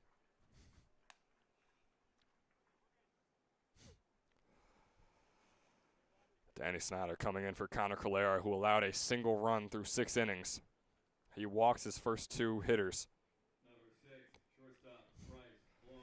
And boy, you know Connor Calera might just be watching this game wondering what it would look like if he was out there right now.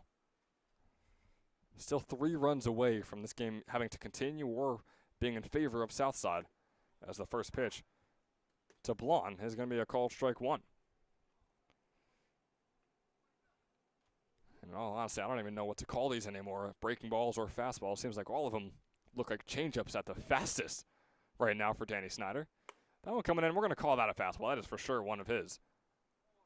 Goes a little high and off to the right for a 1-1 count.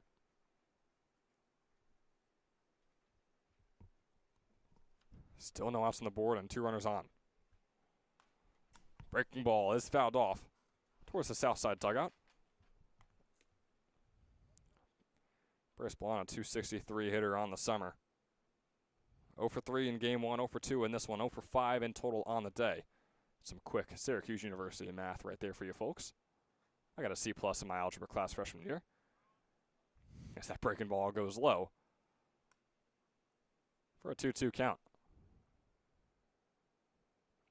Blonde, a 340 hitter this past spring at Bethlehem Catholic.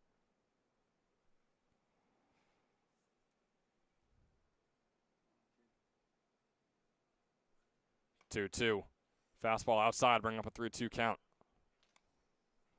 Snyder already near 20 pitches on the day. Had some long at-bats in the first 2, and another long one here.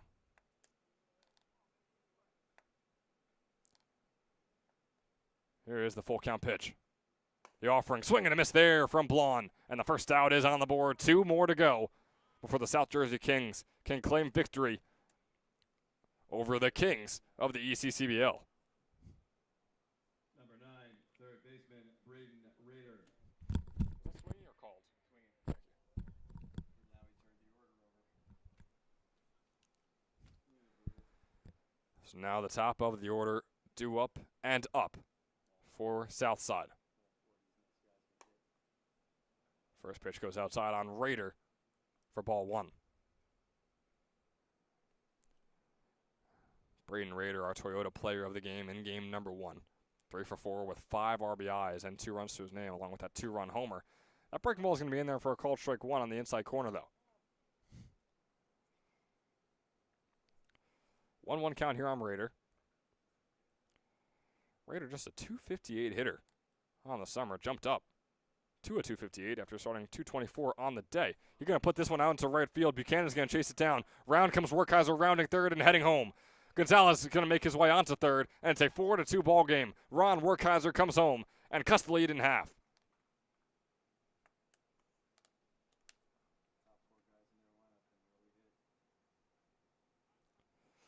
Top of the order, up at the plate. Sometimes that's what's going to happen. Runners on the corners here for Southside. As we have a mound visit here for Danny Snyder and the Kings defense as a whole. Snyder walked his first 2 batters, struck out the bottom of the order in the form of Bryce Blonde, and now just allowed the first single of game 2 to Braden Rader. And boy, it doesn't get any easier. Shane Philman is the next man up at the plate here for the Raiders. He's 2 for 3 here in game number 2.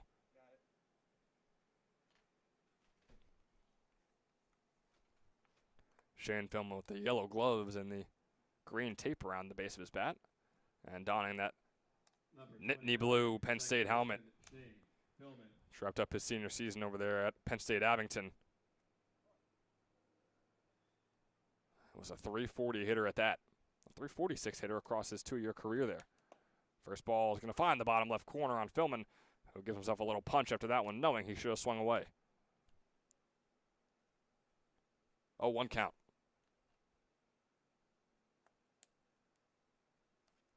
The offering is not going to be in there, just outside for a 1-1.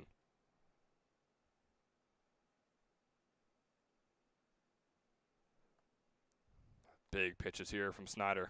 Tying run is on first. Here's the 1-1 offering. Breaking ball outside. Snyder has had his struggles just finding the strike zone. 26 pitches, 12 of them have been strikes. Here's the 2-1 offering. Swung on by Philman and fouled off. And boy, those are the ones where don't want to get into parking lot talk now in a game of this magnitude, but those balls that are able to get past the left side of our press box here usually head straight for all the cars parked out there in the grass. It's a 2-2 count here on Shane Philman. 1 out on the board, runners on the corners. The offering, way outside, Longo getting a glove on it, not allowing anyone to come home or advance. A huge full count pitch right here for the Kings and the Southside Railers individually. The 3-2 offering from Snyder. Fastball, swing and a miss from Philman. The throw over to second. Can they get Rader out? It goes out into center field. Home comes Gonzalez. It's a 1-run game. Rader now on third. 2 outs on the board. It doesn't get much better than this, folks.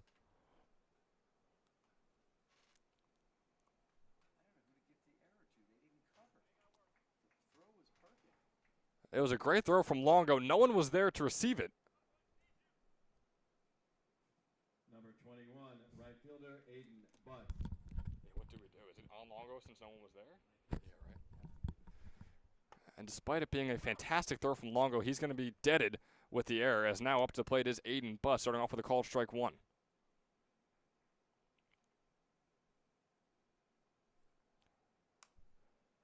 Butts is going to foul this one off quick. 0-2 count on him. 1 more out before the Kings can split the series here today against the top dogs in the ECCBL.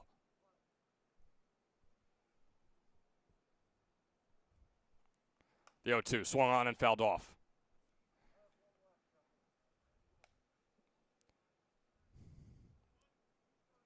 Aiden Butts out of East Stroudsburg. 1 for 4 in game 1 is 1 for 2 here today. Faces an 0-2 pitch once more. Breaking ball just outside for now a 1-2 count. Danny Snyder continuing his 33 pitch inning here in the top of the 7th. The 1-2 offering. Pitches in. Swung on, fly high, and will just be foul. The 1-2 count remains. Danny Snyder has his work cut out for him. He has been working for quite some time here in the top of the 7th.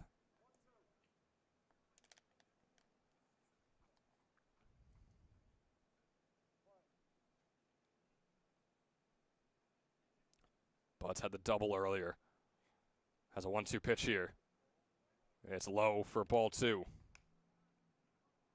Runner on third in the form of Raider.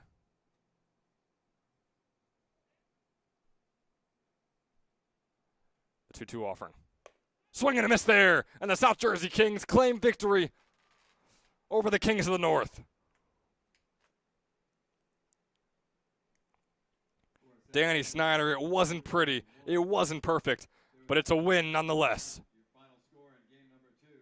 The Kings 4, the Railers 3. Able to continue and cap off the day that Connor Calera had for the South Jersey Kings. They flipped the script here in game number 2. They got the rails beaten off of them in game 1. 12-4 Southside won. Not this time. A 4-3 win for the South Jersey Kings. And we're not even going to take a beat to give you your Toyota player of the game in this one. Connor Calera, by a mile. Through 6 innings, allowed 4 hits and 3 walks, 1 earned run to his name, and 9 total strikeouts. Yeah, both teams shaking hands in the post doubleheader lines. Love to see that here. Boy, these are some dangerous teams. Southside has been all season long. It seems like the Kings, just now recently, have been slowly but surely affirming themselves as one of the best in the South and maybe one of the best in the ECCBL after taking down the ECCBL's best. One more time, folks. Connor Calera is your Toyota player of the game for his 6-inning start, where he had 9 strikeouts and 1 earned run. The Kings improved to 12-15-1, while Southside suffers just its 3rd loss of the entire summer and 2nd here at Moody Park. This has been Ben Chadwick taking you through the entirety of game number 2. Luke Lendler had you for most of game number 1 before I jumped in for a little bit at the end there with him. It has been a blast here at Moody Park. What a Sunday, and we hope you enjoy the rest of your Sunday. Signing off for now, Ben Chadwick here at Moody Park. Have a great night, folks.